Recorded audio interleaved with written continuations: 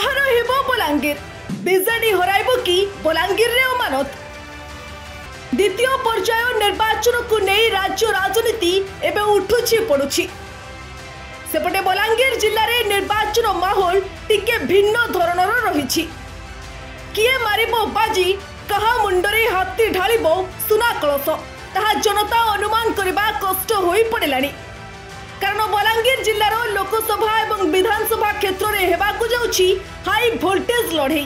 तीन प्रमुख दलर प्रार्थी एथर निर्वाचन में बाजी मारिबाकु कळ बळ कौशल लगाई दिन राति एक करी निर्वाचन प्रचार रे लागी पड़िछंती। केवल प्रार्थी नहंती बड़ बड़ नेता भी बलांगीर गस्तरे जाई प्रचार करी आसेछंती। समस्ते ही आसन हातेबा लक्ष्य रे अछंती। तेणु प्रधानमंत्री नरेंद्र मोदी, स्वराष्ट्र मंत्री अमित शाह, मुख्यमंत्री नवीन पट्टनायक बलांगीर रे प्रचार करी भोटर को निज दल को टाणी। तेबे राति पहिले निर्वाचन कौन रही बलांगीर लोकसभा और विधानसभा क्षेत्र हालचाल आसंतु संपूर्ण खबर उपरे नजर पकाइबा। बलांगीर संसदीय क्षेत्र सुरेंद्र भोई, संगीता सिंहदेव और अभिनेतार नेता बनिथिबा मनोज मिश्र मुहामुही होइछंती। एही तीन नेतांक भितरे आरपार लड़ाई हेबाकु जाउछि। बीजेडी बीजेपी कांग्रेस एही आसन हातेबा पई योजना करुथिबा बेले समस्ते समस्तंकु देउछंती कड़ा टक्कर।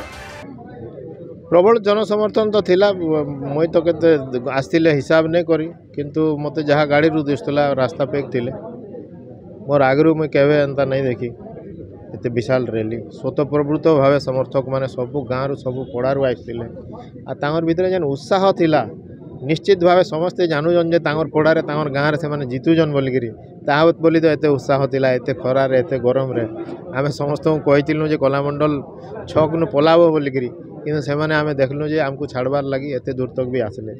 तो सेथिर लगी मुई आमर कर्मी मानकर पाखे ऋणी है आ तांकर उत्साह तांकर जोश और तांकर सब जहाँ काम रे ही आमर फलाफल है। पहला तो गोटे जिनिस आमे कहूँ जे आमे जितला परे प्रत्येक पंचायत रे विधायक रो गोटे कार्यालय करमु सेने जेनता तांकर समस्यार समाधान पंचायत लेवल रे हेई पारबा सेथिले चेष्टा करमु। आमर बलांगीर रे आज सबुतु बड़ आमर जेनटा इश्यू हैला सेटा हैला आमर इन काम धंदा नहीं पाइक पिला पलाउछन। से लगी आमको उद्यम करवार अच्छे, शिक्षा व्यवस्था लगी लड़ाई करवार अच्छे, इन्हें नुआ नुआ शिक्षा अनुष्ठान आनबार अच्छे, से सबू के आके ध्यान दे। तेणु संसदीय क्षेत्र में कहा भाग्य रे हाथी सुनाकलश ढालिबो ताहा अनुमान करबा कष्टकर। सेपटे विधानसभा रे कांग्रेस रो वरिष्ठ भेटरान नेता नरसिंह मिश्र पुओ समरेंद्र और बीजेडी रू अनंग उदय सिंहदेव पुओ कलिकेश एथर निर्वाचन मैदान को ओह्लाई। उभय परिवार पाई ए लड़ाई सम्मान रो प्रश्न होइतिबा बेले बीजेपी भी एठारे नुआ मुह गोपालजी पाणिग्राही को प्रार्थी करिछि। तेणु विधानसभा क्षेत्र में भी आरपार लड़ाई हेबाकु जाउछि। बलांगीर आसनरू विधायक थिबा वरिष्ठ कांग्रेस नेता नरसिंह मिश्र एथर निजे निर्वाचन न लड़ी से तांको पुओ समरेंद्र मिश्र पाई प्रचार मंग धरिबा सह बलांगीर रे तांकर पुराना संगठन को सक्रिय कराइछंती। आज बाइक रैली बा आमर रोड शो होचे एटा आमर जेहेतु आज समस्त लगी प्रचार शेष दिन आ शेष दिन उपलक्षे आम बाइक रैली रखीचु। रैलीर उद्देश्य होचे आमे भारतीय जनता पार्टीर विभिन्न विकासमूलक योजना एवं विगत दिन रे नरेंद्र मोदी जन कल्याणकारी गरीब कल्याणकारी योजना विषय नहीं कहमु एवं आगामी दिन रे ओडिशा रे डबल इंजिन रो सरकार हेले ए सरकार आमर अंचल लगी काना विकास करबा से लोक जिनस के नहीं अवगत करामु लोकों को। तो से उद्देश्य नहीं बाइक रैली होचे एवं आशा रखीचु आमे जे इथर लोक मनस्थ करिछन लोकंकर समर्थन व्यापक अच्छे युवक पिला माने जुड़ी होइछन संगरे। तो परिवर्तन निश्चय हेबा से परिवर्तनटा बलांगीर रे भी परिवर्तन हेबा एवं ओडिशा रे भी परिवर्तन हेबा। निजे पुओंक समर्थन रे भोट मागिबा सह पुओंकु विजय मुकुट पिंधाइबा पई अहरह परिश्रम करुछंती। तेणु एठारे निर्वाचन रोचक मोड़ नेउछि। सेहि बळी कलिकेश मध्य कड़ा टक्कर देउछंती। निज जितापट को निश्चित करने को जी जान लगाई प्रचार को जोरदार करिसेंती। तेबे बीजेपी रो नुआ चेहरा गोपालजी पाणिग्राही दबदबा मध्य बेस अधिक रही। गोपालजी निज पाई प्रचार करे भोटर को निज आड़क टाणुथिबा बेले से जितिबा परे निर्वाचन मंडली पाई केउ सब कार्य करिवे ताहा से बुझाई कहि दैछंती।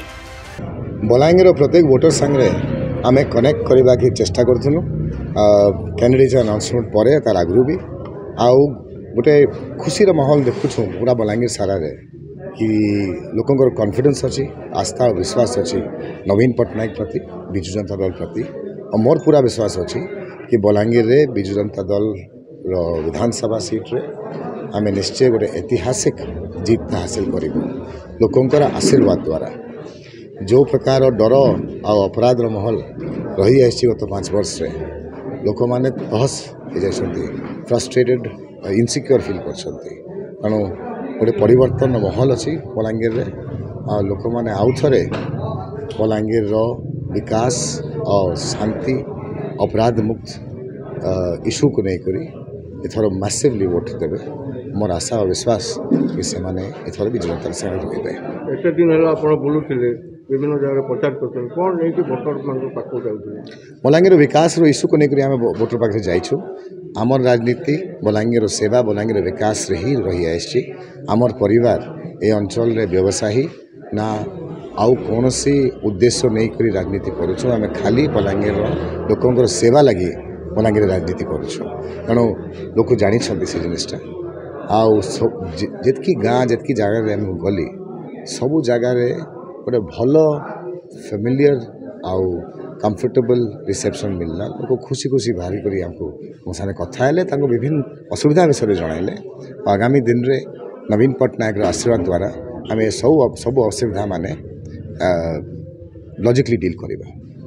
प्रचार परीक्षार समय केमिति कोन फीलिंग प्रचार और परीक्षा इलेक्शन गोटे माध्यम अच्छी मोर जहाँ विचारधारा अच्छी कि आम जितकी देर तक आम लोकंर सेवा करूँ लोकंर समर्थन लोकंर आशीर्वाद स्नेह सम्मान सब रही आसी तेणु से ही मनोवृत्ति नहीं आम माने राजनीति करुँ।